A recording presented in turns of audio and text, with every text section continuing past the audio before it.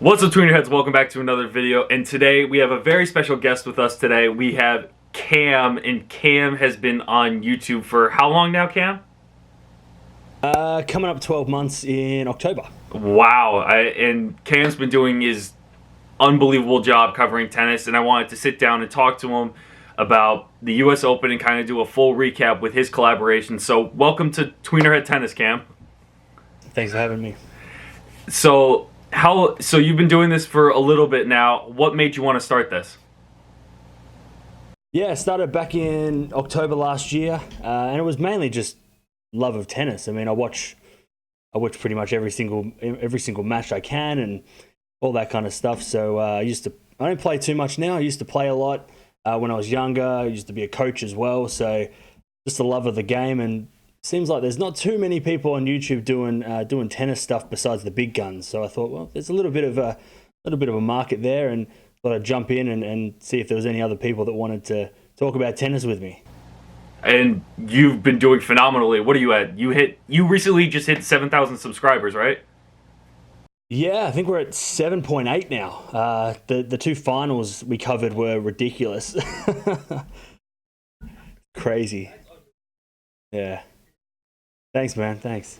So let's just get straight into it. And I think the first thing we should talk about is our predictions before the tournament and after the tournament. And do you remember who you had as the winner or your favorite going into the tournament, or any predictions that you made that were surprising in the end? Yeah, I think like most people, I had Djokovic. It was so hard to pick against. Yeah. Well, it's Nadal, Djokovic were probably the two favorites. I mean, if you picked anyone outside of that, maybe Federer. Yeah. But I picked Djokovic. I thought, well, and I don't like doing predictions at the very start of the tournament. I like to kind of see a couple of games. Maybe it's a bit cheating, but I thought Djokovic, because otherwise it's too easy. So I went Djokovic, and on the women's I went Serena. Yeah. Based on she's my favorite, and I wanted to get the record, so that's mainly why I picked her. Nothing out of. Her lead-in was she was injured coming in, so it was more 100%. Of a pick out of.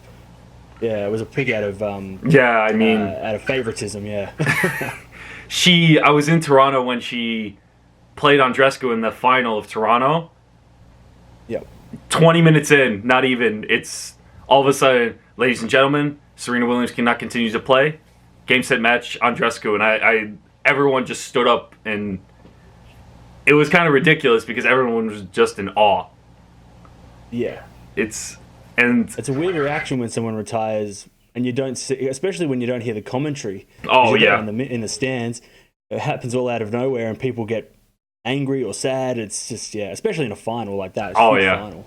Because that was so anticipated coming in with Bianca being like 20 minutes from there and everything. Like, that's what people wanted to see. Yeah, exactly. Who'd you pick? I had Roger as my winner because purely based off I wanted him to win, of course. Yeah. I don't know if I'm proud of this or I'm just happy about it, but my biggest bust for the men was Batista Agut, and he lost in the first round to Kukushkin. Yeah. So I was happy with that prediction. Huge. And then I had... Yeah, well, he was... Sorry, yep. No, go ahead. Yeah, I was going to say, he was one of those... He's one of those players, sort of like Medvedev, that had the wins over Djokovic. So he was one of the only players I thought could beat Djokovic, RBA, because I think he's beaten him twice already this year on hard courts. Yeah. And I thought, well... I totally that agree. Guy's going to be decent. I totally agree. And then I had Dan Evans for the dark horse, which he didn't do that bad. He made 3 rounds before losing to Federer. Yeah. Yeah. My winner, I think I got everything wrong here for the women. I had women, the winner would be Halep. Okay. Totally wrong. Yeah. Wozniacki is the biggest bust. She actually, I believe, got to the 4th or quarterfinal round. She actually did pretty well. She lost to Andreescu, didn't she? Yeah, I believe so, yeah. Yeah. And then Canon was my dark horse. And I forget how she did. Yeah, I can't remember either. Let me just do some quick math and figure out how she did. In the she might have singles, lost to one she of the lost big in the guns. third round to Keys. That's right, I remember that. Yeah. It was the Battle of the Americans. Yep. So, who would you say was your biggest surprise or exceeded your expectation on the men's side? On the men's side, it's got to be Grigor Dimitrov. Yeah, I mean, 100%.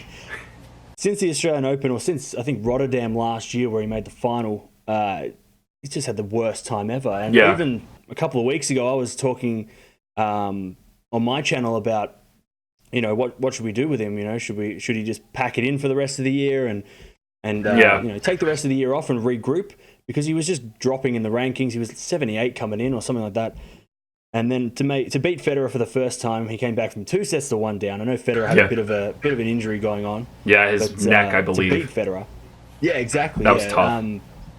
And he also, if you look at the draw, he got a little bit of a break in the second round. I think he didn't have to play Coric. Yeah, because he got the walkover. He would have lost that for sure. Yeah, I totally agree with you. Coric probably should have won that if he wasn't having back issues, I believe.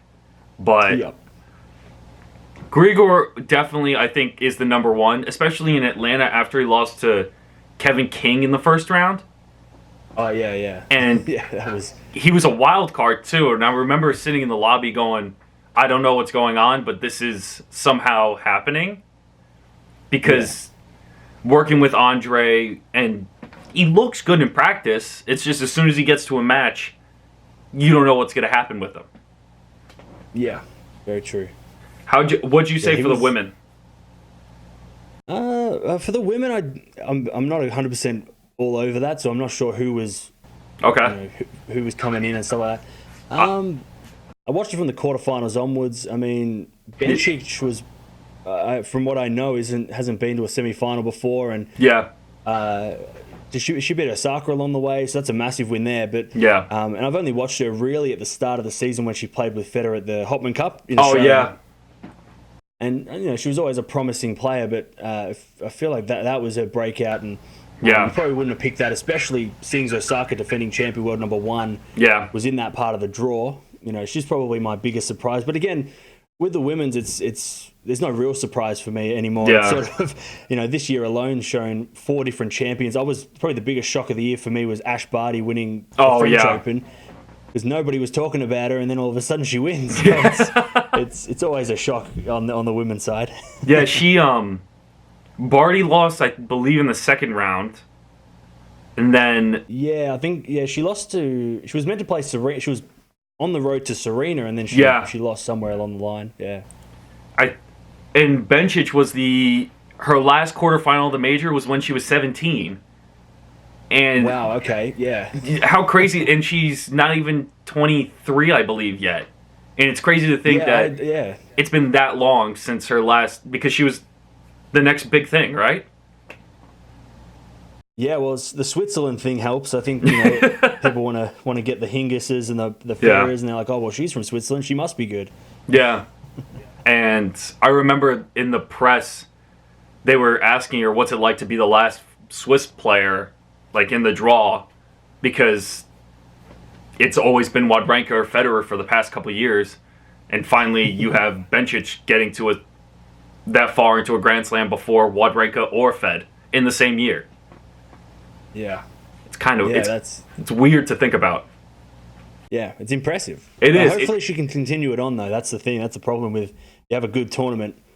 Let's see where Grigor goes. Let's see where Bencic goes. Yeah. Grigor, I hope he finds his form again, because he's always a fun player to watch. Yeah. Yeah, for sure. I also want to point out Taylor Townsend for actually, like, beating almost everyone to get to, like, her second week of the U.S. Open. Yeah, well, beating Halep. I mean, Halep had to be one of the favourites going in, the way she played at Wimbledon against Serena. You thought, well, here's I think Halep's the best player in the world. Yeah. Even though the rankings show her at 4 or something like that. But, for Townsend to, come in at over 100 times, come to the net, that's ridiculous. And to think that Halep's getting back with Darren Cahill now, she just announced it today, that she's getting back with him. Okay, I didn't hear that. Okay. Yeah, full time now. they're back together since last year. Okay, that's cool. That's cool. So that's gonna be an interesting thing to look out for. Yeah, well, she's done all right without him. Yeah. So we'll see how she does with him. See how they respond together again. Yeah, yeah. So, who would you say was the most disappointing in the tournament? For the men's, Dominic Thiem really let me Yeah. down. I'll kind of give Tsitsipas a bit of a pass. Yeah. Because they're probably the biggest two upsets of the first couple of days. Mm-hmm. Tsitsipas, watching his match, he looked like he just played too much tennis this year. He's Yeah. had lots of good results, and he's kind of just run out of steam. Whereas Thiem, he was coming off a win on clay a couple of weeks ago, which is a weird lead into the US Open. Yeah. Montreal, he went to the quarterfinals, lost to Medvedev. Yeah. And then he came in and he just didn't do anything. He just kind of disappeared. He showed up and lost in the first round like a top 100 player. It was really disappointing to see. And after the quarterfinals against Rafa, one of the best matches of the 2018 tournament. Yeah, which was weird because a letdown. And I agree with you that he does deserve a pass because Rublev played unbelievable for the rest of the tournament. Yeah. So Yeah. I would definitely say that. What do you do? Would you consider Kachanov losing and like something to consider? Because he lost to Pospisil and Pospisil's just coming back from an injury. Yeah, that you could probably put that in there. I mean, like we said before, RBA, you can put RBA in there as well. Yeah. Any of those top guys that lost in the first couple of days. I mean, you could even say Zverev is again disappointing because he had a big chance. I can't remember who he played. He had a chance to get to the quarterfinals. He was maybe play Rafa in the quarterfinals. Yeah, he lost to Schwartzman. Yeah, that's it. Yeah. And Schwartzman's awesome. Like, against Rafa, he came back twice from 2 breaks down. I mean, that was ridiculous. I really thought Schwartzman was going to come back and win that. I'm not going to lie. Well, yeah, you can never count him out. Like he can play 5 hours without breaking a sweat. So that was easy. But I thought, maybe Zverev had an opportunity. Yeah. But fourth round's not bad for him, I guess, in a Grand Slam. But it's his comfort level when it comes to majors because that he hasn't gotten. I think his best result is a quarterfinal in a major, right? Yeah, a couple of French Opens, I think, which is strange because that's probably the hardest surface, and you've got to be the fittest to win those matches, and he can't do it on a hard court. Exactly, and I think, and to believe he's still 22 is something to wrap my head around because I still don't believe that when you're on tour for that long and have that many expectations, that you're still so young. It's crazy. And because if you compare him to Felix lost to Shapovalov first round. Mm-hmm. And Felix was supposed to be the next big thing. Like, he's had one of the best years of his career this year. Yeah. Well, I'm a big fan of Felix and Shapo as well. Yeah. I kind of wanted Felix to play Laver Cup in I think next week, but I think he decided not to. Did he decide not to, or was he not picked? Someone said to me that he wanted to focus on getting more points. Okay. To raise his ranking a little bit more. Gotcha. But yeah, it could go either way. I mean, McEnroe is the captain. He could have picked. Yeah. He could have just not picked him. The Jack Sock pick kind of threw me in a loop, but yeah, I think that's a doubles pick. I think he will only play doubles. Yeah, because they're a good team. I agree. I thought Schwartzman would have been a better pick, to be honest. Yeah, that's exactly what I thought too. Yeah. And let's see, what do you think the expectation is for Rafa and Medvedev going forward? Do you think Rafa is gonna last like another 2 years, 3 years, or do you think it's like, I don't know how to think of this. Like, when you have Rafa 19 majors now, Roger has 20. I'm kind of in the middle of it. Yeah, I think a lot of people are getting a little bit excited. I put a poll on my channel. Yeah. And kind of put, do you think he's going to win 19, 20, 21, or 22? And a lot of people were like, why didn't you put 22 plus? Because he's going to win more than that. And I'm thinking, well, if you do some calculations, he's not going to play until he's 38. He's not going to play as long as Federer because he can't. Federer's got the body type of of someone who can go a lot longer, and also he didn't play the clay for 3 years, so Exactly. Rafa did. And Rafa's just been grinding his body into the ground since he was on tour since 16 or something, 15. Yeah. He won that's going to catch up eventually. His first French was 18, right? Yeah. And I think his first title was like 16 or something ridiculous. Or his first win on tour was like 15. Yeah. Yeah, and I just think Rafa's got 2 more years if he stays healthy. Yeah, I agree. And if you do that, that's 8 more majors. You probably give him the French, maybe one of the French. You have to. It's almost a guarantee if he's still alive and playing decently. He's guaranteed to win the French Open. There's no one besides, I think, Team. There's no one else really competing for that title. Yeah, I 100% agree. Unless there's a shock loss, but I mean, there hasn't really been a Rafa shock loss at the French Open except for that Soderling loss way back 10 years ago. 2000. He's lost, I think, one other match. 9? So, yeah. 2009, yeah. I still don't understand how that happened. And it's just I think it's just, Soderling, underrated player, I think. He was. I think he really was. For one of the more solid players on tour, he was definitely one of them. And I think for Medvedev, I still think he's the only next gen to kind of prove that he can go farther in a Grand Slam. Yeah. Because I think it's just one of those things that he's having one of the best years of his career. He's leading the wins on the ATP Tour. He's and the first next gen to get to that Grand Slam final. Do you think he'll be the first one to win a major out of all of those? I think over since Wimbledon, he's just jumped the queue. I thought maybe Dominic Thiem, even though he's sort of out of the next gen, in his mid-20s. But I suppose at this point, a lot of people are kind of going, "Who is next?" It doesn't matter if you're Dimitrov, just who is next. Exactly. But I'd say he jumped the queue. There was, Tsitsipas is probably the guy at the first half of the year where everyone went, he's the next guy. Zverev's been sitting around for a while. People are getting impatient with him, I think. And then now Medvedev's kind of jumped the queue and gone, well, he's beaten Djokovic twice this year, I think, on 2 different surfaces. And he's also made the final. And he didn't play Federer, which I would have loved to see him play Federer. Because that would have been because I don't think, for some reason, he doesn't play well against Federer. I don't think he's ever beaten him. It's interesting to see them play different styles, because I think him versus Djokovic, him versus Federer, and him versus Nadal, I don't think Medvedev really changes up his strategy at all. I think maybe a little bit, but he still plays the same. It's just how his opponent's playing that day.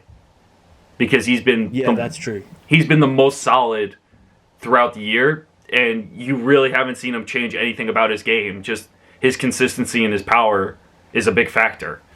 I don't think I ever saw him hit more than 2 slices during a point. So everything's flat and so powerful. You can't beat that.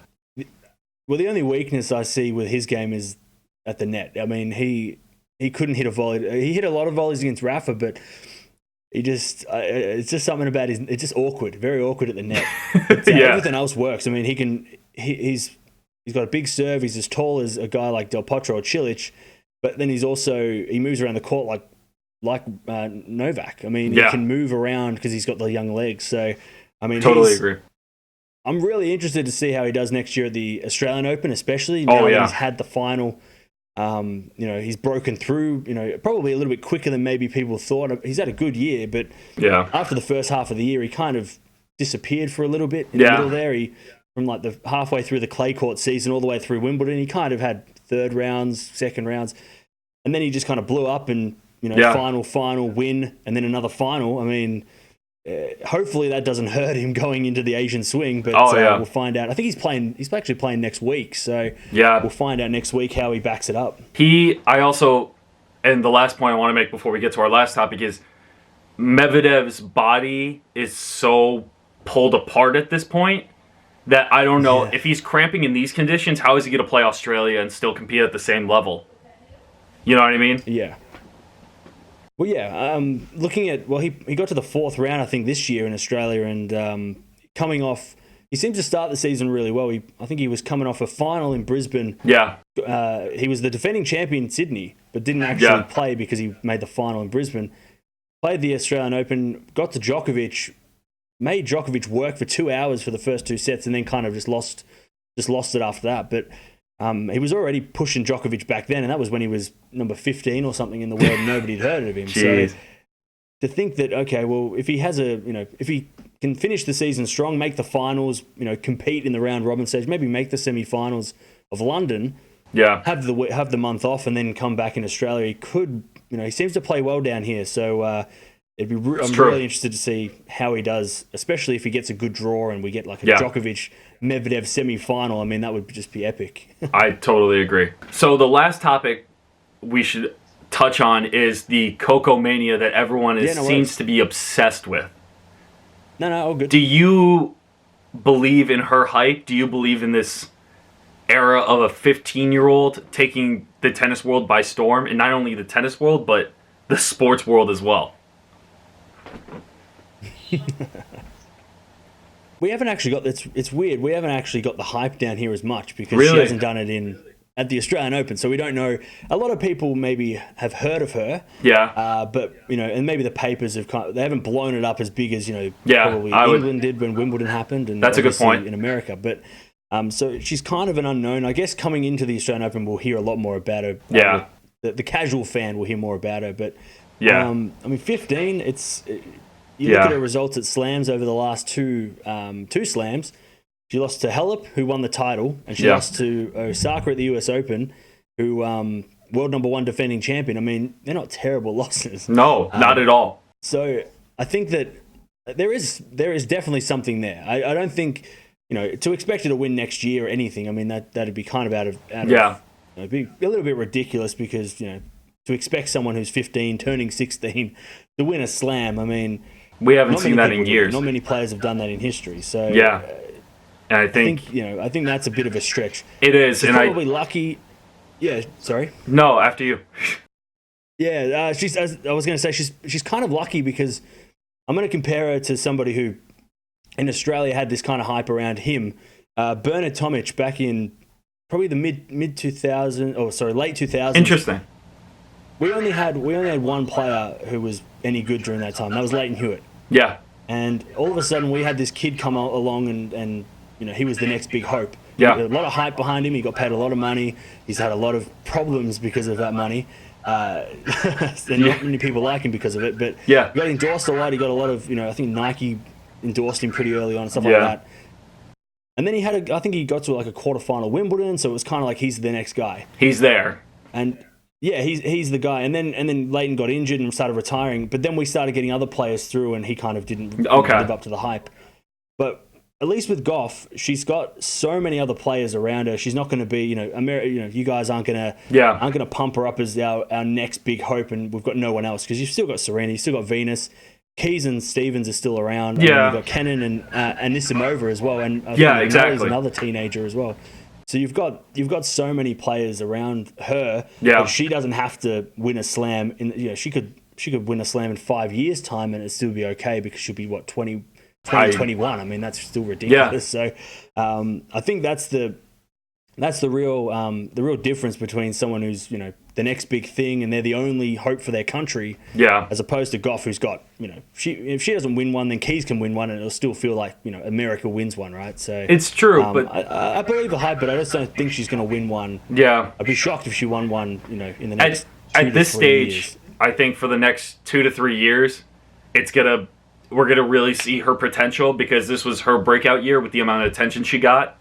And compared to everyone else on tour, I agree with you with Keys, with Sloane, with Anisimova, even Katie McNally now that she won DC with in doubles. Yep. There's a lot of hype around her.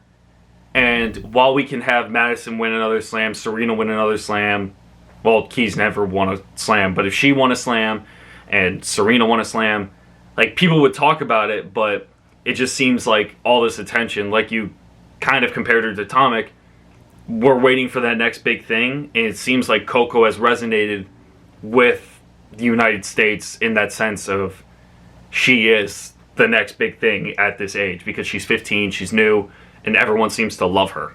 So that's what Yeah. makes, I think, the really big difference for me, at least for her.